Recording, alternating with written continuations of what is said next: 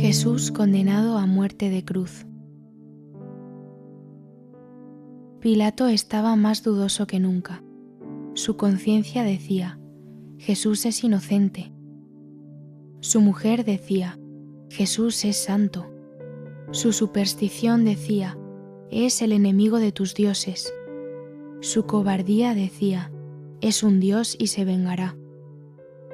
Irritado y asustado al mismo tiempo de las últimas palabras que le había dicho Jesús, hizo el último esfuerzo para salvarlo, pero los judíos le causaron un nuevo terror, amenazándolo con quejarse al emperador. El miedo al emperador le determinó a hacer la voluntad de ellos en contra con la justicia, con su propia convicción y con la palabra que le había dado a su mujer.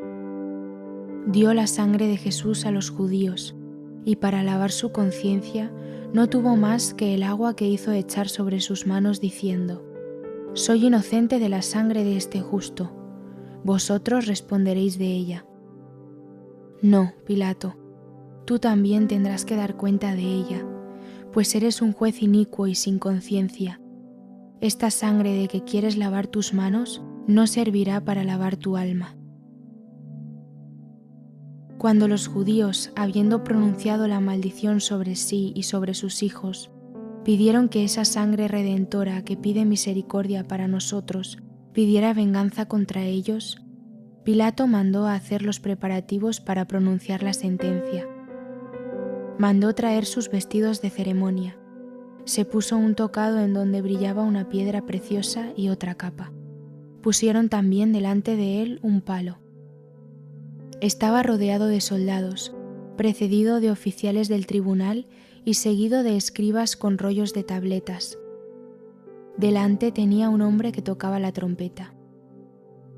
Así fue desde su palacio hasta la plaza, donde había enfrente de la columna de la flagelación un sitio elevado para pronunciar los juicios.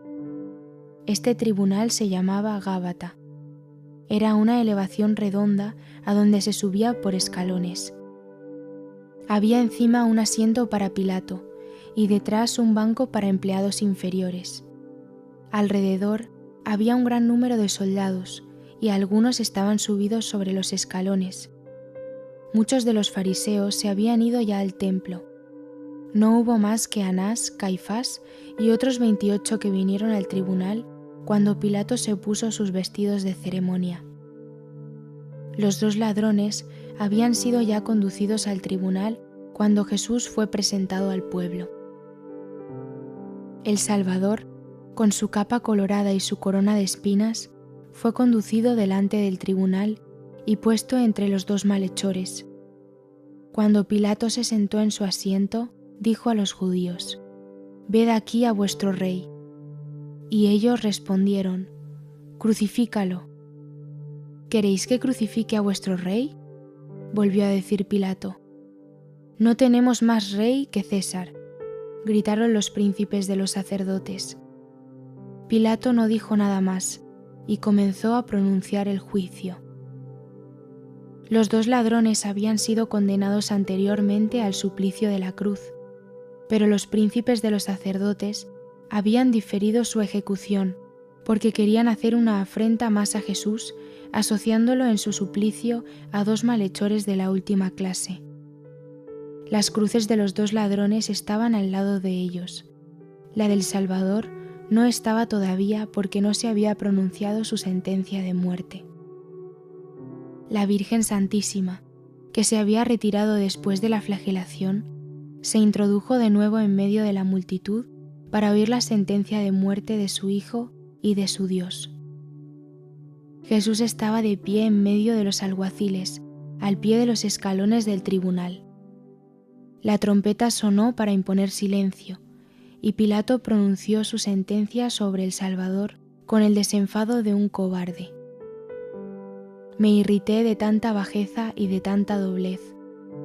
La vista de ese miserable, hinchado de su importancia, el triunfo y la sed de sangre de los príncipes de los sacerdotes, el abatimiento y el dolor profundo del Salvador, las indecibles angustias de María y de las santas mujeres, el ansia atroz con que los judíos esperaban su víctima, la postura insolente de los soldados, en fin, el aspecto de tan horribles figuras de demonios que veía en medio de la multitud, todo eso me tenía aterrada.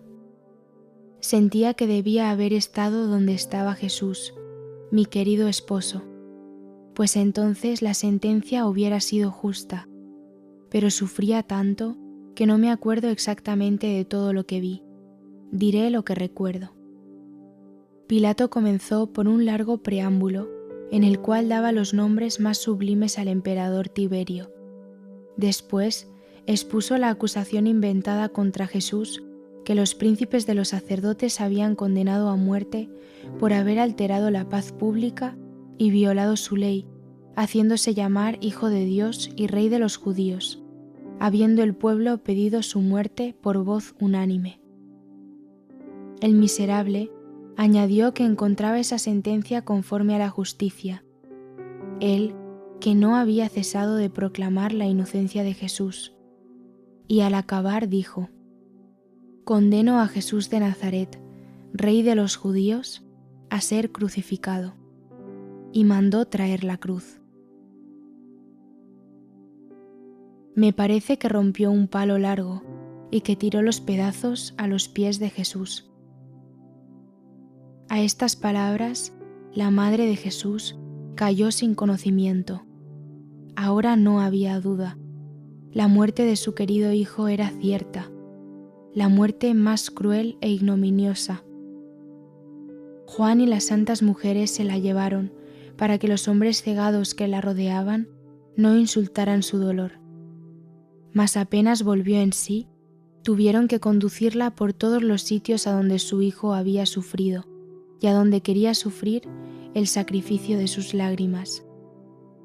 Así la Madre del Salvador tomó posesión por la Iglesia de esos lugares santificados. Pilato escribió el juicio en su tribunal, y los que estaban detrás de él lo copiaron 3 veces.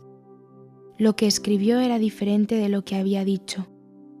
Yo vi que mientras tanto su espíritu estaba agitado.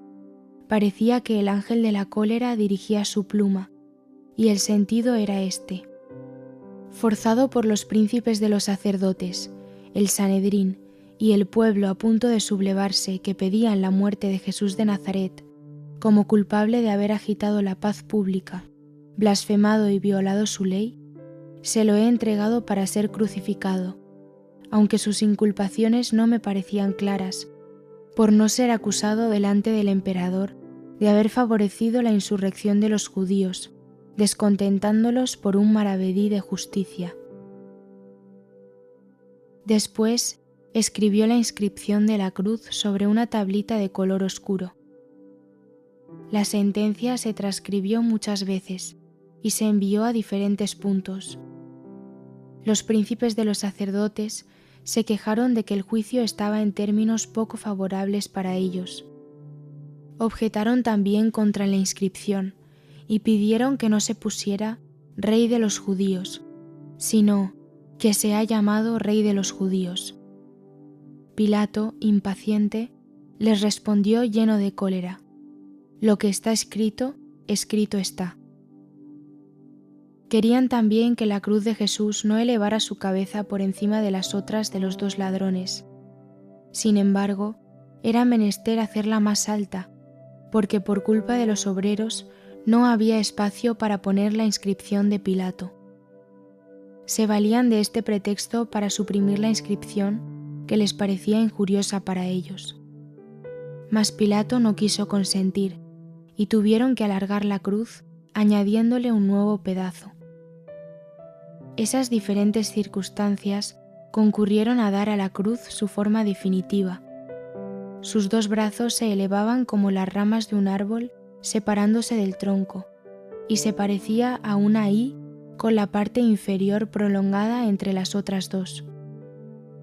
Los brazos eran más delgados que el tronco, y cada uno de ellos había sido puesto por separado. También habían elevado un tarugo a los pies para sostenerlos. Mientras que Pilato pronunciaba su juicio inicuo, vi que su mujer, Claudia Procla, le devolvía su prenda y la renunciaba.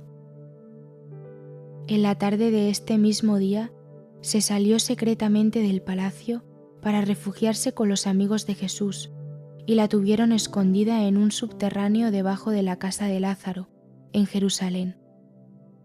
Ese mismo día, o poco tiempo después, vi a un amigo del Salvador grabar sobre una piedra verdosa, detrás de la altura del Gábata, 2 líneas donde había estas palabras: Judex Injustus, y el nombre de Claudia Procla. Esta piedra se halla todavía en los cimientos de una casa o de una iglesia en Jerusalén, en el sitio donde estaba el Gábata. Claudia Procla se hizo cristiana, siguió a San Pablo y fue su fiel discípula. Habiendo sido pronunciada la sentencia, Jesús fue entregado a los alguaciles como una presa. Le trajeron sus vestidos que le habían quitado en casa de Caifás. Los habían guardado, y sin duda algunos hombres compasivos los habían lavado, pues estaban limpios. Los hombres perversos que rodeaban a Jesús le desataron las manos para poder vestirlo. Arrancaron de su cuerpo, lleno de llagas, la capa de lana colorada que le habían puesto por irrisión, y le echaron su escapulario sobre las espaldas. Como la corona de espinas era muy ancha e impedía que se le pusiese la túnica oscura, inconsútil, que le había hecho su madre, se la arrancaron de la cabeza, y todas sus heridas echaron sangre de nuevo con indecibles dolores. Le pusieron también su vestidura de lana blanca, su cinturón y su manto. Después le volvieron a atar en medio del cuerpo la correa de puntas de hierro, de la cual salían los cordeles con los que tiraban de él. Todo esto lo hicieron con su brutalidad y su crueldad habituales. Los 2 ladrones estaban a derecha e izquierda de Jesús. Tenían las manos atadas y una cadena al cuello. Estaban cubiertos de cicatrices lívidas que provenían de su flagelación de la víspera. El que se convirtió después estaba desde entonces tranquilo y pensativo. El otro, grosero e insolente, se unía a los alguaciles para maldecir e insultar a Jesús, que miraba a sus 2 compañeros con amor y ofrecía sus tormentos por su salvación. Los alguaciles juntaban los instrumentos del suplicio y lo preparaban todo para esta terrible y dolorosa operación. Anás y Caifás habían acabado sus discusiones con Pilato. Tenían 2 bandas de pergamino con la copia de la sentencia y se dirigían con precipitación al templo, temiendo llegar tarde. Los príncipes de los sacerdotes se separaron del Cordero Pascual para ir al templo a sacrificar y a comer el símbolo, dejando a infames verdugos conducir al altar de la cruz el Cordero de Dios, de que el otro era solo la figura. Habían puesto cuidado en no cometer ninguna impureza exterior, y su alma estaba manchada con la cólera, el odio y la envidia. Habían gritado: «Que su sangre caiga sobre nosotros y sobre nuestros hijos», y estas palabras habían cumplido la ceremonia. Habían puesto la mano del sacrificador sobre la víctima. Aquí se separaban los 2 caminos que conducían al altar de la ley y al altar de la gracia. Pilato, pagano orgulloso e irresoluto, esclavo del mundo, temblando delante de Dios y adorando los ídolos, escogió entre los 2 caminos y se volvió a su palacio. La inicua sentencia fue pronunciada a las 10 de la mañana.